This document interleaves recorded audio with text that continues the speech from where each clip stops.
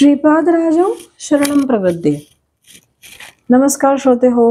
आज आपण श्रीपाद श्रीवल्लभ चरित्रामृताच्या या पुष्पमालिकेमध्ये 24व्या पुष्पाची गुंफण करणार आहोत.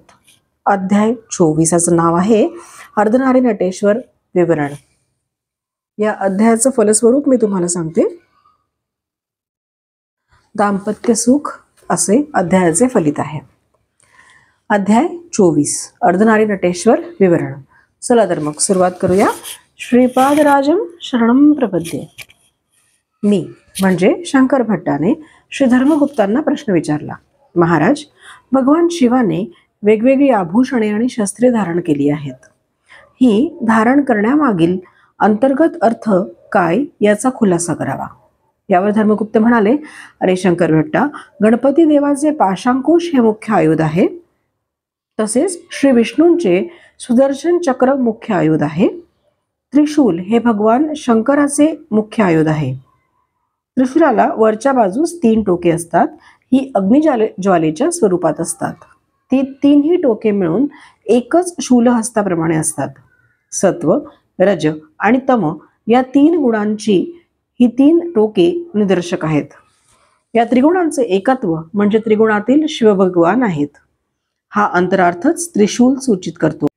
श्वासाचे चलनवलन पिंगला नाडीद्वारा होऊन कपाळाच्या मध्यभागातून तो शिरस्थानापर्यंत जाऊन पोहोचतो. एडा, पिंगळा आणि सुषुम्ना या 3 नाड्या ब्रह्मज्ञानाची केंद्रे आहेत. यालाच नाडीचा त्रिवेणी संगम असे म्हणतात. हा त्रिशूलाचा अंतरार्थ आहे. शिवाचे दुसरे आभूषण म्हणजे नाग आहे. मानवाच्या शरीरात कुंडलिनी शक्ती ही सर्पांच्या आकारात सुप्त अवस्थेमध्ये असते. ती जागृत झाली असता अष्टसिद्धी प्राप्त होतात. या महासिद्धींना वश करून त्यांचा उपयोग लोक कल्याणासाठी करणाऱ्या शिवाचे ईश्वर असे सुद्धा एक दिव्य नाव आहे. शिवाच्या त्रिशूलाला डमरू बांधलेला असतो. हा शब्दगुणाचे प्रतीक आहे.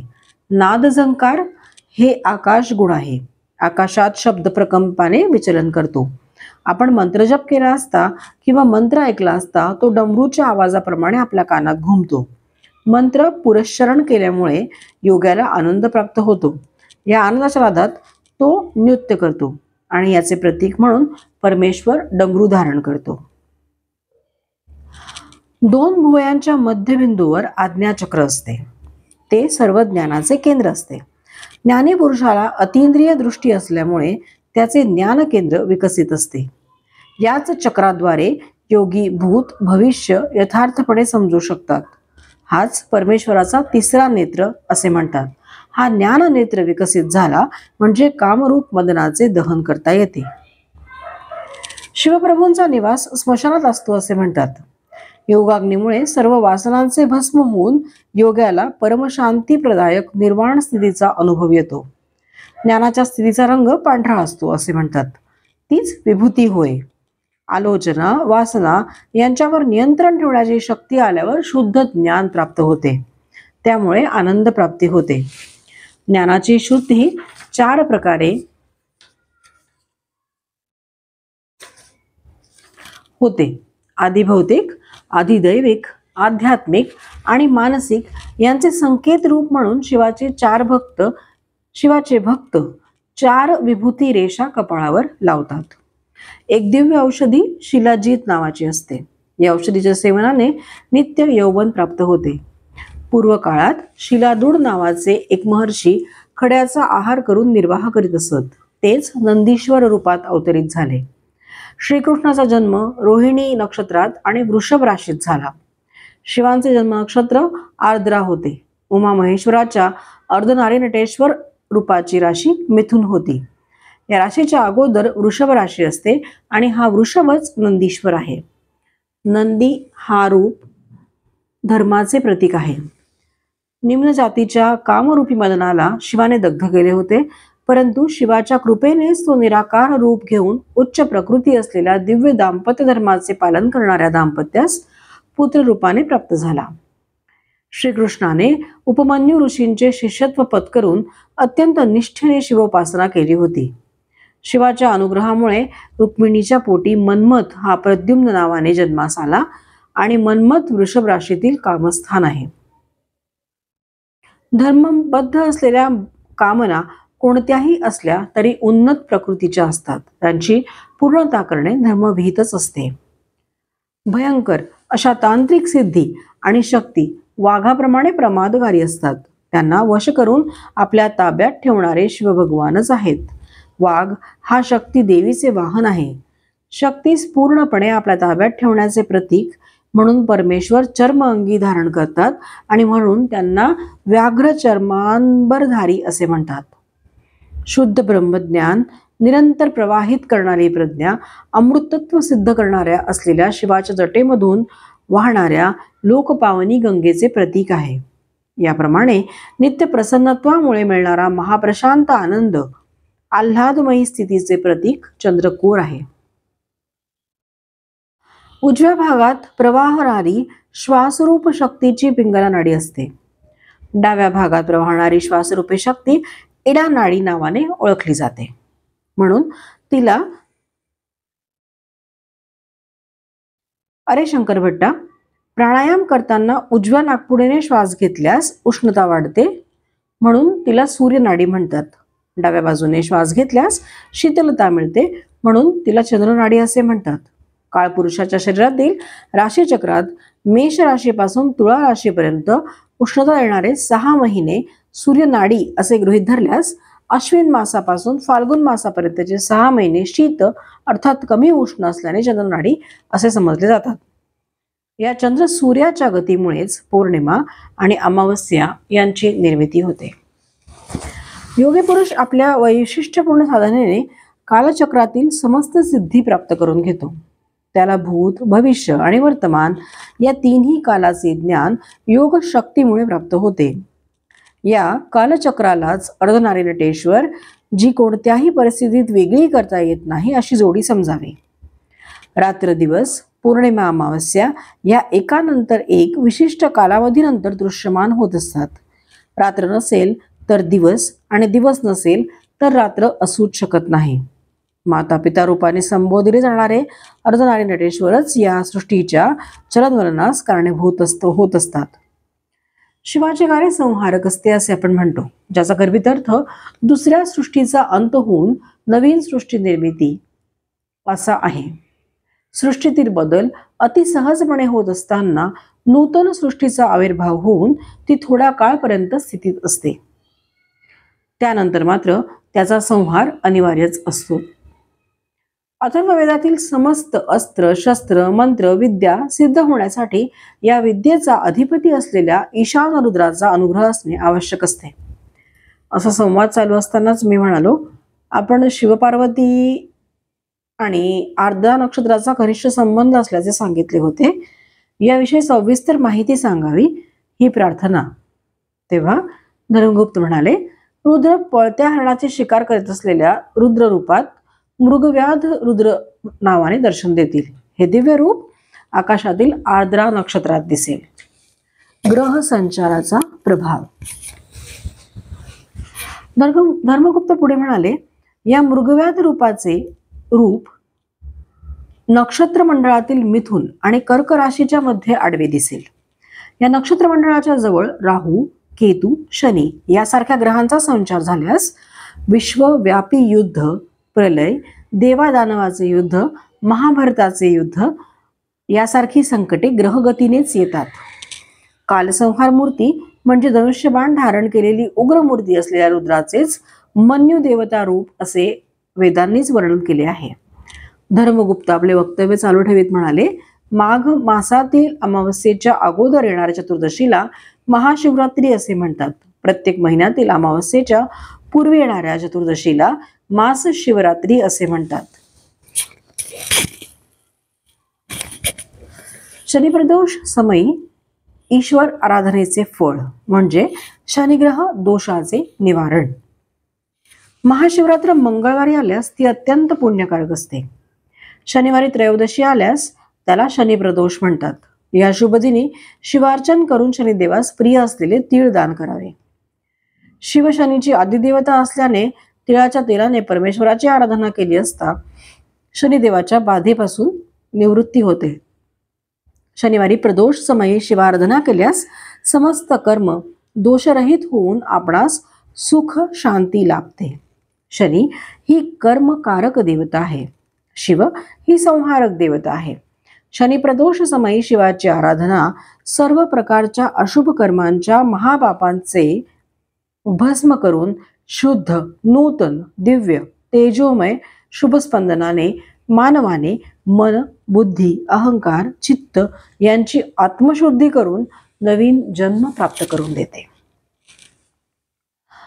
अशा प्रकारच्या अर्चनेने शनिदेव शांत होतात. शनिवारी रात्रीच्या वेळी त्या जीवाचे सारे दुष्कर्म दोषाची अनुष्ठान देवता महाकालीमध्ये विलीन होतात.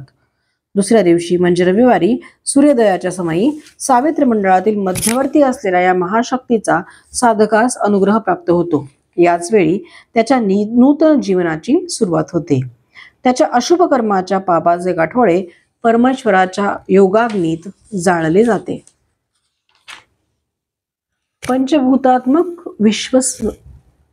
पंचभूतात्मक शिवस्वरूप. शिवशंकर हे पंचभूतात्मक देवाधिदेव आहेत. आपल्या शरीरातील मूलाधार केंद्रात पृथ्वी तत्व असते. याचेच प्रतीक म्हणून साधकाकडून पार्थिव लिंगाची पूजा केली जाते. स्वाधिष्ठान चक्रात जलतत्व असते. याचे प्रतीक जललिंग असते. मणिपूर चक्रात अग्नितत्व असते. त्याचे प्रतीक ज्वाललिंग आहे.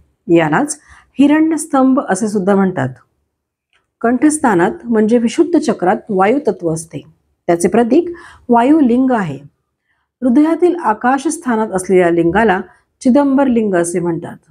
या पंचभूतात्मक लिंगाची आराधना, दर्शन, अर्चना हे विशेष फलप्रद असतात. आकाशलिंग म्हणवल्या जाणाऱ्या चिदंबर लिंगाला आकारच नसतो. चिदंबर क्षेत्रात पडद्याच्या मागे लपवून ठेवलेले चिदंबर रहस्य म्हणजे पडदा उचलल्यानंतर मध्ये काहीच नसते. शुद्ध आकाश म्हणजे शिवाचे आत्मलिंग होय. हृदयच चित्तस्थान असल्याने आत्म्याचे निवासस्थान आकाशच असते. वास्तविक पाहता आकाशाला आकारच नसतो. एकाग्र चित्ताने निजतत्वाचे ध्यान करणाऱ्या योग्यांना त्यांच्या हृदयात समस्त सृष्टी, संपूर्ण ब्रह्मांडाचे, नक्षत्राचे, ताऱ्याचे वगैरे दर्शन होते. परमेश्वर सर्वव्यापी आहे. तोच अरुणाचलेश्वराच्या रूपात, अरुणाचलातील पर्वत रूपात, एका महासिद्धाच्या रूपातही अरुणाचलात आहे. त्यांच्या केवळ दर्शनानेच पापांचा क्षय होतो. तोच अरुणेश्वरच आज मानवाकृतीमध्ये पिटिकापुरात श्रीपाद श्रीवल्लभ या नामरूपाने अवतार घेऊन समस्त मानवजातीचे कल्याण करण्याच्या उद्देशाने सध्या कुरुगड्डीमध्ये दिव्य तेजाने विलसत आहे. कुरुगड्डी अरुणाचल पर्वताप्रमाणे आहे. अर्धनारीश्वर रूपात असलेले अरुणाचलेश्वर श्रीपाद श्रीवल्लभच आहेत. ज्याप्रमाणे अरुणाचलातील पर्वत साक्षात शिवस्वरूप आहे, तसेच कुरुगड्डी सुद्धा साक्षात श्रीपाद श्रीवल्लभांचे रूपच आहे. अरुणाचलातील शिवलिंगात शिवशक्ती असल्याप्रमाणे श्रीपाद श्रीवल्लभांच्या रूपात सुद्धा शिव आणि शक्ती मिळून आहेत. अरुणाचलातील महासिद्धांच्या रूपातील परमेश्वराचे दर्शन साधकांना सुद्धा अत्यंत दुर्लभ असते. परंतु श्रीपाद श्रीवल्लभ या रूपातील महासिद्धांचे दर्शन साधकांना अत्यंत सुलभ रीतीने प्राप्त होते. हे धर्मगुप्तांचे वक्तव्य ऐकून मी म्हणालो, महाराज, मी आतापर्यंत श्रीपाद प्रभू हे पद्मावती देवी समवेत श्री व्यंकटेश्वराचे स्वयुक्त रूप आहेत असे ऐकले होते. परंतु तुम्ही ते शिवशक्ती स्वरूप आहेत असे सांगितलेत. मला सारे काही स्पष्ट कळत नाही. घोटाळ्यात पडल्यासारखे वाटते. आपण कृपा करून स्पष्ट करून सांगावे. माझे बोलणे ऐकून धर्मगुप्त हसले आणि म्हणाले, अरे बाबा, श्रीपाद प्रभूंच्या दिव्य तत्व सप्तऋषींना सुद्धा अवगत झाले नाही, तेव्हा माझ्यासारख्या सामान्य पामराची काय कथा. तरी पण माझ्या सामर्थ्यानुसार तुला समजावून सांगण्याचा प्रयत्न करतो. श्री व्यंकटेश प्रभू कृतयुगातून आहेत. त्यांनी दशरथाला दर्शन देऊन सांगितले होते की मी श्रीरामचंद्र या नावाने तुझ्या घरी अवतार घेईन. कौसल्यातनय श्रीराम या नावाने सुद्धा स्वामींची पूजा काही लोक करतील. काही काळापर्यंत श्रीपाद प्रभूंची शक्ती स्वरूप म्हणजे बाल त्रिपुर सुंदरी या स्वरूपात सुद्धा भक्तांनी आराधना केली. काही साधकांनी त्यांची सुब्रमण्यम स्वरूपात सुद्धा अर्चना केली. यानंतर श्री रामानुजाचार्यांनी वैष्णवांकडून श्री महाविष्णू स्वरूपात त्यांची आराधना करविली. ही सारी रूपे असलेले साक्षात दत्तप्रभूच आहेत. साधकांनी कोणत्याही रूपात श्रद्धाभावाने त्यांना साथ घातली तर ते भक्ताचे रक्षण करण्यास धावून येतात आणि भक्ताचे रक्षण करतात. साधकांना लीला दर्शविणारे माया नाटकाचे सूत्रधार श्रीपाद प्रभूच आहेत. तेच आज श्रीपाद श्रीवल्लभ या नामरूपाने भक्तांचे कल्याण करीत आहेत. श्रीपाद प्रभूंच्या वामभागात शक्ती संचार असतो आणि उजव्या भागात शिवसंचार असतो. या कारणाने ते शिवशक्ती स्वरूप आहेत. त्यांच्या हृदयात पद्मावती देवीचा वास असतो. हृदय हे दयेचे तसेच अनाहत चक्राचे स्थान आहे. येथून शक्ती ऊर्ध्व चक्राकडे त्याचप्रमाणे अधो चक्राकडे म्हणजे मूलाधार चक्राकडे प्रवाहित होते. या कारणानेच ते अजून एका दिव्य चैतन्यमय शरीराने श्री पद्मावती आणि श्री व्यंकटेश्वर स्वामी रूपात आहेत. श्रीपाद प्रभुवाणी हिरण्यगर्भाचे सुद्धा अवतार आहेत. परा, पश्चंती, मध्यमा आणि वैखरी या वाणी त्यांच्यावर त्यांच्या जिभेवर वास असतो. वाणी मातेचे दिव्य मानस आणि हिरण्यगर्भाचे दिव्य मानस हे अद्वैत स्थितीमध्ये असते. वास्तविक पाहता चिदंबर रहस्य म्हणजे हे 3 प्रकारचे चैतन्य स्वरूप एकाच वेळी धारण करतात. त्यांच्या एका शरीराला दुसऱ्या शरीराचा कोणत्याही दृष्टीने पाहिल्यास स्पर्श नसतो. ते वाणी हिरण्यगर्भाचे चैतन्य शरीर, शिवपार्वतीचे चैतन्य शरीर, पद्मावती व्यंकटेश्वरचे चैतन्य शरीर यांना एकेच वेळी धारण करून सगळ्यांचे अतीत श्रीपाद श्रीवल्लभ आणखी एक दिव्य चैतन्य शरीर धारण करतात. आणि याचे वैशिष्ट्य असे की एका शरीराशी दुसऱ्या शरीराचा स्पर्श नसतो. ही प्रभू श्रीपाद वल्लभांची योग माया, वैष्णवी माया आणि हेच त्यांचे चिदंबर रहस्य. श्रीपादांना द्वैत, विशिष्टाद्वैत, अद्वैत या सर्वांचे अतीत असे म्हटले तरी योग्यच होईल, कारण त्यांची योग माया अगाध आहे. श्रीपाद श्रीवल्लभांचा जय जयकार असो. येथे अध्याय 24 समाप्त होत आहे.